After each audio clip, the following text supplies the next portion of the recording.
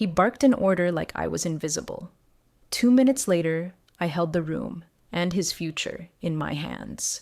Because some people forget. The quiet ones often own the stage. The elevator lights flickered as I ascended to the 34th floor, clutching the coffee like a servant in a suit. Hazelnut roast, splash of oat milk, 1 sugar, no lid. That was how he liked it. Not because it tasted better, because it made it riskier to spill. And he loved watching people sweat. The CEO's floor wasn't just quiet, it was surgical. Cold light, brushed steel, the kind of silence that made you question every breath. Assistants didn't speak unless spoken to. And I wasn't even an assistant. I was just there, the one they handed tasks to when no one else would lower themselves. The CEO didn't look up as I entered. Coffee, quickly. 2 words, sharp as glass. He didn't glance at me, didn't need to. I was background noise. I placed the mug in front of him with deliberate care. His fingers didn't stop scrolling, and then I opened the folder. It wasn't bulky, just 3 pages. But the weight of it could crack marble. I move, I said, voice calm but sharp, to remove a CEO who doesn't know I'm a shareholder. Silence wasn't just silence. It vacuumed the air out of the room. His head jerked up. The scrolling stopped. Across the room, 2 board members froze mid-conversation. One woman's pen fell from her hand. "You what?" he said finally, blinking like he'd misheard a joke. "I filed a public motion," I repeated, sliding the first page toward him.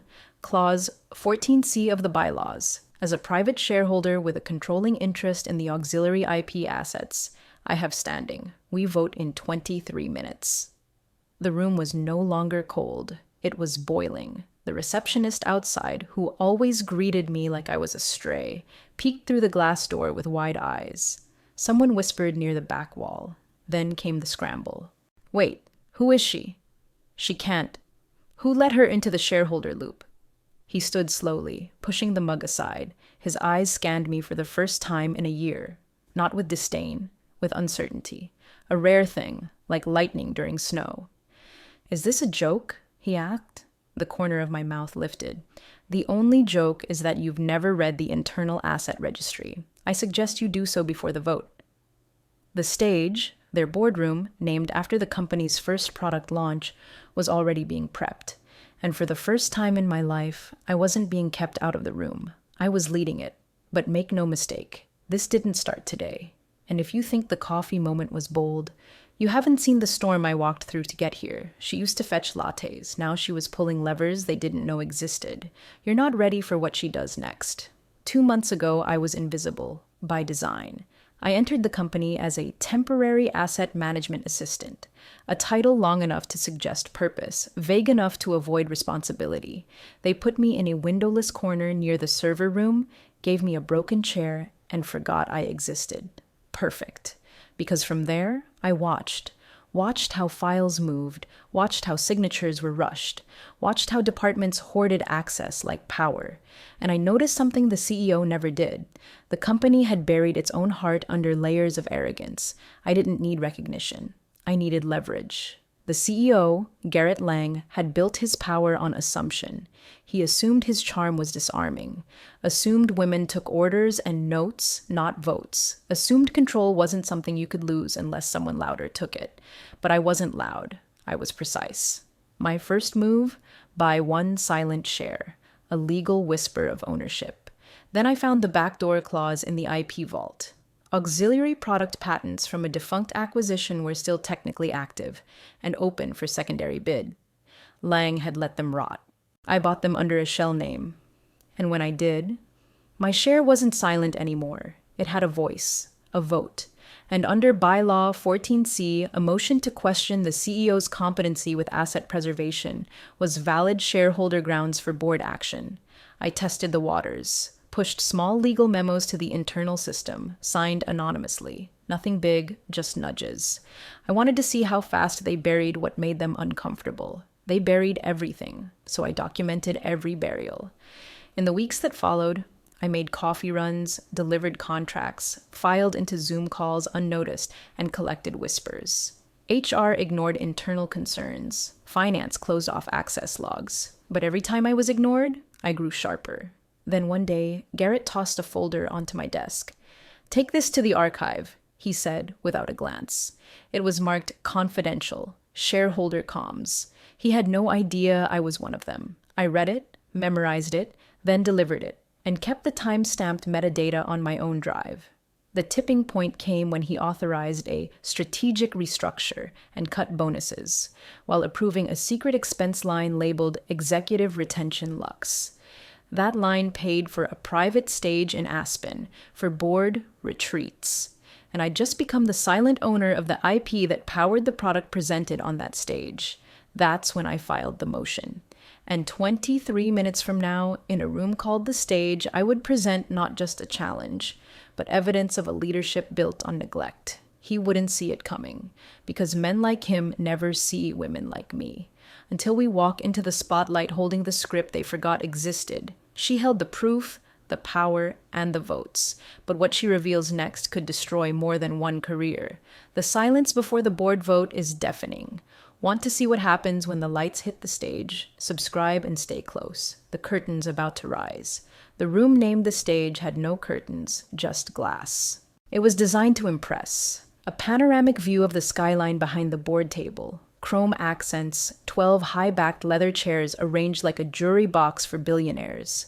In the center, a long table, the arena. I walked in alone. Not because I didn't have support, but because I needed the room to see me as I was, unescorted, unafraid. 2 interns glanced up from the tech console, blinking fast as if trying to place me. One of them muttered, "Is that?" The other nodded slowly, whispering, "She's the one who called the vote." I heard it. Didn't flinch. Let them talk. Let them speculate.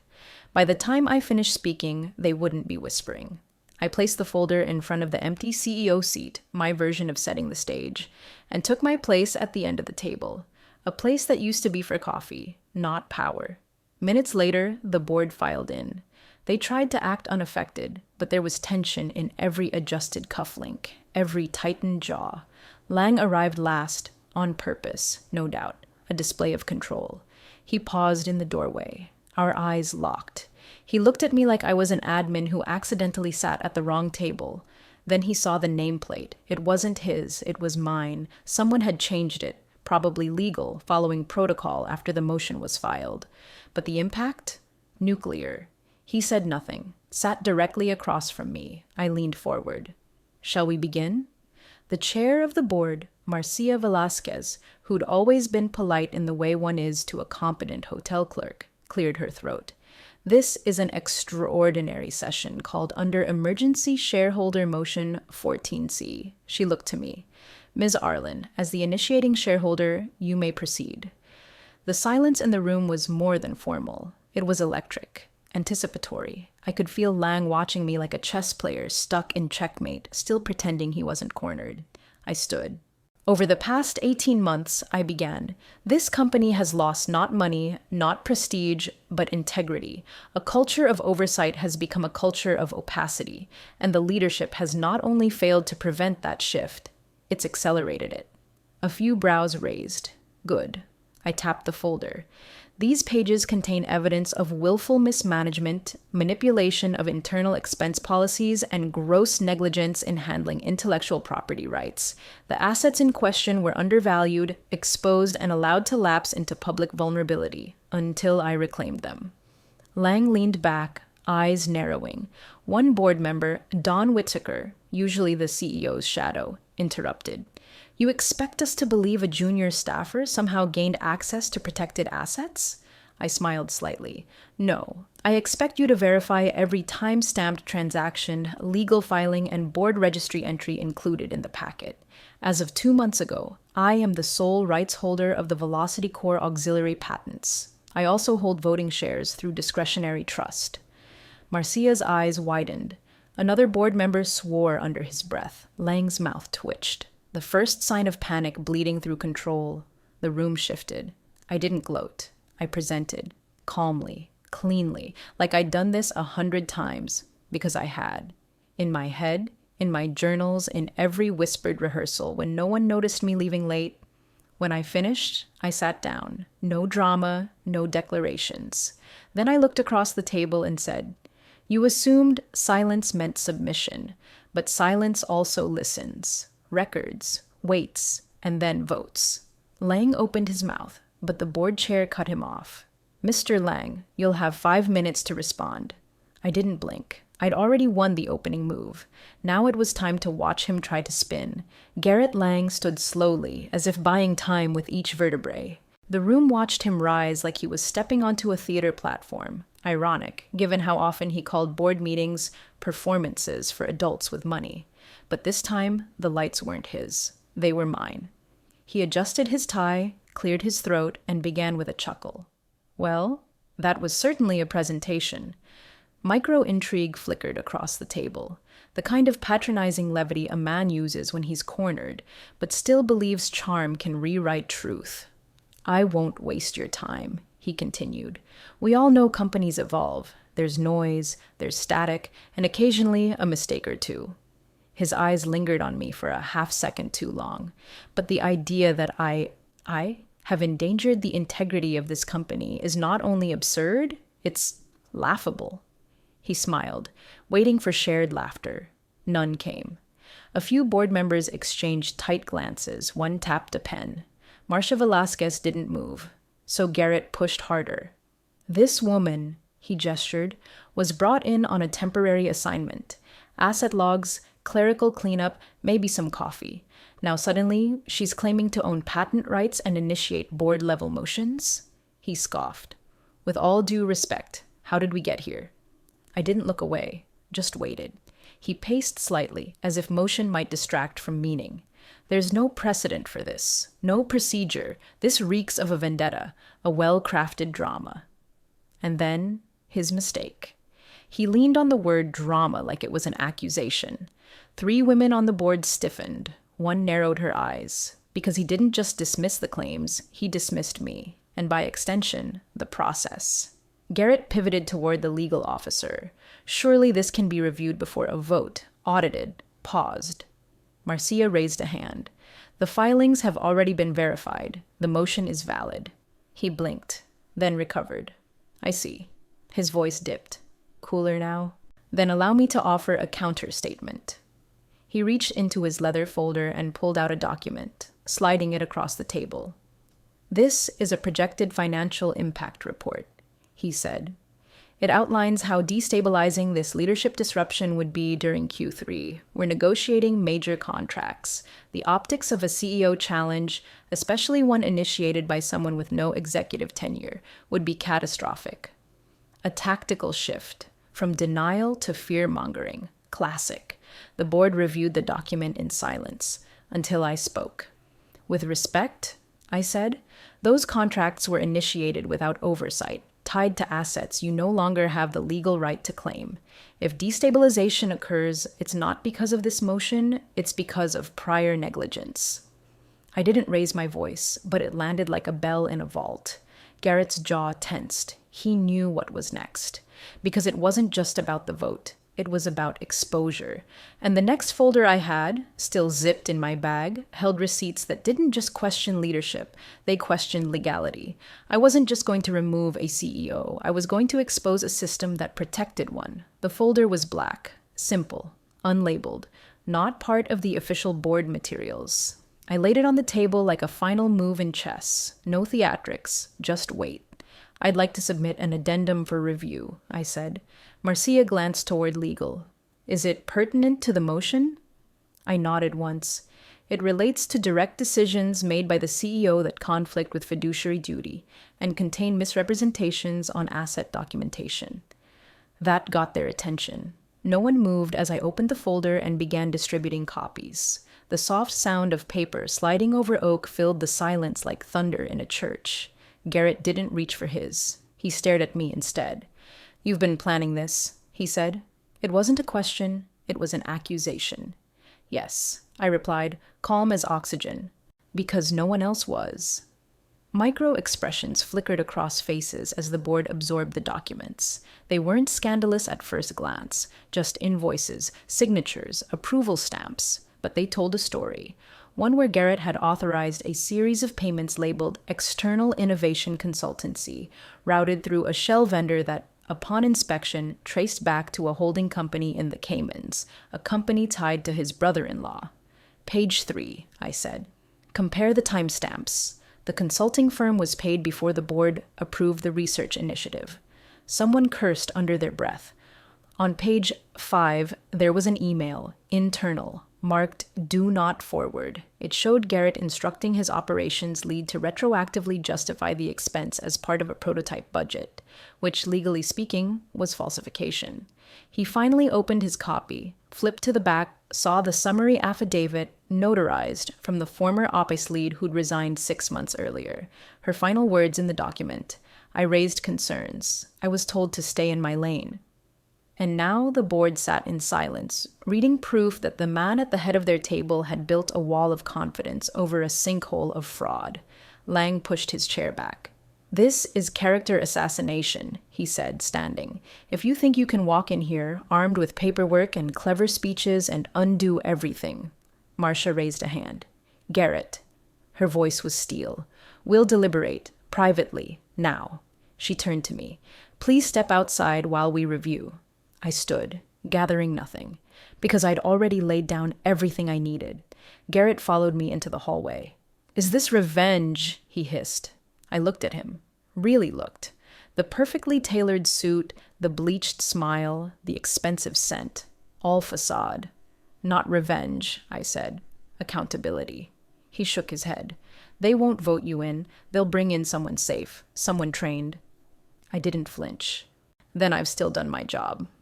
Because it wasn't about the title. It was about the truth finally echoing off walls that had silenced too many for too long. The hallway outside the stage was colder than the room itself, not in temperature, in tension. The frosted glass concealed the board's deliberation, but every now and then, shadows moved behind it. A silhouette leaning forward, a finger stabbing the air, someone pacing. I sat in the corner chair, the same one I'd used while waiting to deliver coffee once, a small act of full-circle poetry. In my hands, I held nothing. Not the folder, not a notepad, just silence and time. Garrett stood near the wall, arms crossed, phone in hand, pretending to check emails. But he wasn't scrolling. He was sweating. Every so often, he glanced at me like I was a glitch in the code, something that shouldn't exist, yet somehow overtook the system. 15 minutes passed, then 20. Then the door opened.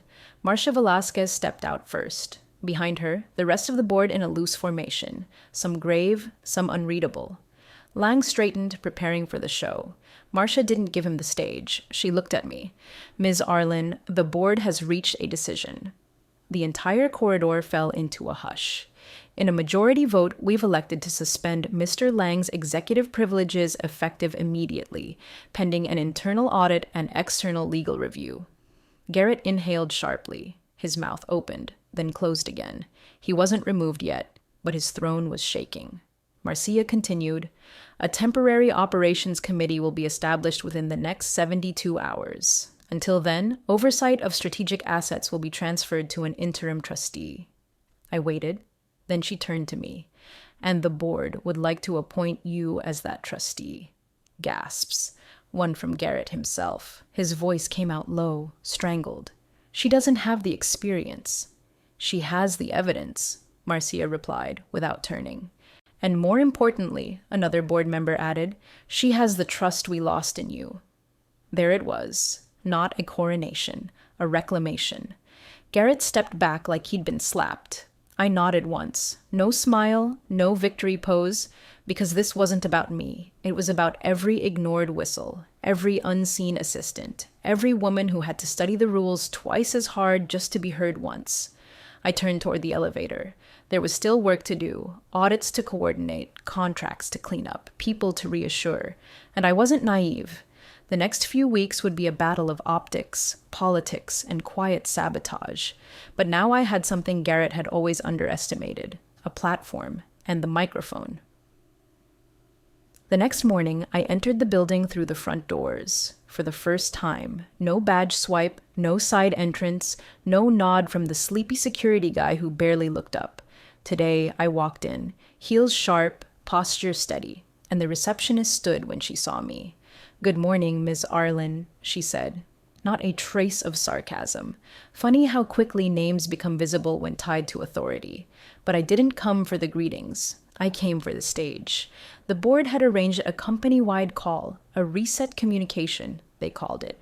The kind usually delivered in vague terms by PR people trained to say everything and nothing all at once. But today, I would speak. The email invite had gone out the night before. Subject: Asset Integrity and Operational Transition.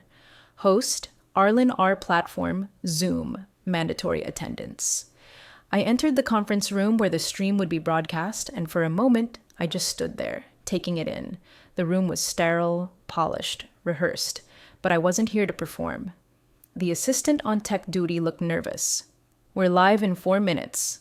"Thank you," I said, removing my blazer and folding it neatly over the chair. "Let's do this." When the countdown hit 0, the camera light turned red. I didn't read from a script. "Good morning," I began. "Some of you know me. Many don't. My name is Rowan Arlen, and up until last week, I worked in asset compliance. Today, I've been appointed as interim trustee overseeing all strategic assets and operational transitions." Eyes across the company, hundreds of them, and were glued to screens. "I'm not here to deliver promises or polish statements. I'm here to tell you the truth." Pause. Let them lean in. For years, this company has been running on borrowed integrity. Documents were hidden, decisions were made without transparency, and too many of you were asked to stay silent, to stay small, to serve instead of question. Faces stiffened. Some froze mid-note-taking, others simply stared. I found gaps in policy, in finance, in ethics, and I didn't go public. I went legal, because I believe in accountability over spectacle. I saw the chat start blinking. Questions, shock, emojis. I didn't look at them. I kept going. I know trust takes time, and I don't expect loyalty just because I have a new title. I expect scrutiny. I invite it. 3 board members watched from the back row. 2 of them nodded. Garrett Lang wasn't on this call. His legal team had already pulled him into damage control. I spoke for 12 minutes. Not long, but enough. Enough to shift the narrative from confusion to clarity, enough to make assistants feel seen, enough to make directors feel cautious. When I ended the call, the silence in the room was different from before. It wasn't empty, it was listening. And just like that, the woman who once refilled mugs had poured the company a new direction. 3 days after the broadcast, they started coming out of the shadows. Emails, Slack messages, quiet knocks on my temporary office door. People who hadn't spoken in years. People who had once warned me with their eyes, now handing over files. A woman from the legal team sent me an anonymized audit trail with 2 words. "You're right." A junior product manager forwarded a folder labeled Stage Deck Alpha Avi 7 Final for Real, this one, containing time-stamped versions that contradicted Garrett's innovation timeline, each piece small. But together, it was a map of rot. In the background, the board prepared for the audit. PR drafted statements. Finance recalibrated projections, trying to estimate the cost of buried truth. But in the spaces between official meetings, I was building something else entirely, a case for culture reform. Because removing a CEO doesn't disinfect the system. It just opens the wound. I started asking questions out loud, in shared threads, not DMs. Why did the IP review process skip legal entirely? Who approved the vendor pipeline with no audit trail? Why were junior staff the only ones logging timesheets while executive hours remained fluid? Some bristled, some stayed silent, but others started answering. I wasn't trying to burn the place down. I was trying to strip the gold paint off the walls to reveal the leaks beneath. And then, something unexpected happened. HR called me. "We'd like you to sit in on our internal systems reevaluation task force," they said, with a formality that barely masked their fear. "We believe your recent initiative aligns with our push for transparency." Translation: "We want to be seen on the right side of this." I agreed, with conditions. "We publish minutes," I said, "and every recommendation is public. No more shadow play." They hesitated, then agreed. One evening, I stayed late. Not to prove myself. I had nothing left to prove. I stayed because I found an internal training video from 6 years ago, where Garrett lectured new hires. The final line of the video hit me like static. "Power is just perception, people. Look like you belong, and no one will question if you do." I watched it twice, then closed the window. Power, I thought, isn't how loud you speak. It's how precisely you move when everyone assumes you're harmless. I wasn't here to look like I belonged. I was here to change who gets to belong at all. The audit report landed like a meteor. 200 pages, 8 weeks of tracing payments, analyzing access logs, cross-checking vendor histories, and reconstructing timelines that had been buried under layers of executive discretion. It didn't just point fingers, it named names. Garrett Lang wasn't the only one who'd played fast and loose with the truth. The CFO had approved expense bundles with blank invoice lines. An operations director had reclassified luxury travel as client immersion. And 3 members of the product board, 3 had signed off on IP waivers they claimed they'd never seen. But signatures don't lie. I was called into the boardroom to receive the findings alongside the directors, not as a guest, as an equal. This time, I didn't bring a folder. The paper spoke for itself. Marcia Velasquez stood at the head of the table, the audit binder in front of her, hands folded. "This," she said, "is the rot we allowed to spread." No one interrupted, because when rot is exposed to light, even the boldest players shrink. She turned to me. "Ms. Arlen, would you care to respond?" I didn't gloat. I didn't smile. "I'm not surprised," I said, "but I'm disappointed." I let the silence hang before continuing. We built a company that prized image over infrastructure, that dressed negligence in innovation speak, that told employees they were lucky to be here instead of asking what we were lucky to have in them. That last line hit. You could feel it ripple, because many in that room had said those exact words, to interns, to analysts, to assistants like I once was. Marcia nodded. "The board will move forward with legal referrals, internal restructures, terminations where necessary." She looked at me. "And as for you?" I braced. "We'd like you to remain on as integrity officer, with full authority to revise compliance systems, hiring protocols, and internal reporting chains." Gasps again, soft ones, but real. It wasn't the CEO chair, it was something sharper. The scalpel instead of the crown. "I accept," I said. That night, I walked through the empty office halls alone. The overhead lights dimmed, cleaning crews humming in the background, desks still, chairs turned out as if expecting someone to return and finish a day they left incomplete. I paused near the break room, where I'd once stood, forgotten, holding a paper cup and someone else's shame. Now I stood on equal footing, not because I played louder, because I played longer, and with purpose.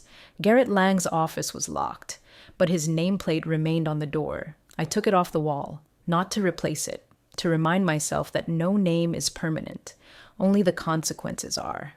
6 months later, the company looked the same, but it felt different. Same polished elevators, same glass conference rooms, same marble in the lobby that people still whispered was imported from Italy, though no one had ever verified it. But the silence had changed. It no longer crushed. It listened. I sat at the far end of the stage, not as a guest, not as a witness, but as someone the room waited for before starting. The board meeting began promptly. Marcia was still chairing, but now with a sharpness that came not from fear of being blindsided, but from having survived it, from having learned. Reports were shorter, questions deeper, and more than once, directors referenced systems we'd implemented: transparent vendor chains, quarterly integrity checks, shared review logs. That last one had been mine. After the meeting, people lingered, to chat, to challenge, not to posture. I gathered my tablet and was about to leave when someone tapped my shoulder. "Rowan?" I turned. It was Eva, the intern who once handed me mail without making eye contact. Now she was in legal, full-time. Her badge hung straight, her voice didn't shake. "I just wanted to say," she began, then paused. "Watching what you did, it changed how I thought about silence, about waiting to be noticed." I smiled. "Silence can be power," I said, "if you know how to spend it." She nodded. "Thank you." After she left, I stayed a moment longer, just breathing. I thought of everything it took to reach this point, not just the motion, not the files, not the folders or the headlines that briefly flickered across LinkedIn feeds before the next scandal took their place, but the invisible labor, the hours watching when no one watched me, the restraint not to explode even when every bone screamed for justice, the choice to wait, to file, to document, to build a case, not burn one down. Outside, the city pulsed, glass and motion and ambition. It looked like it always had. But I had changed. And because of that, so had this company.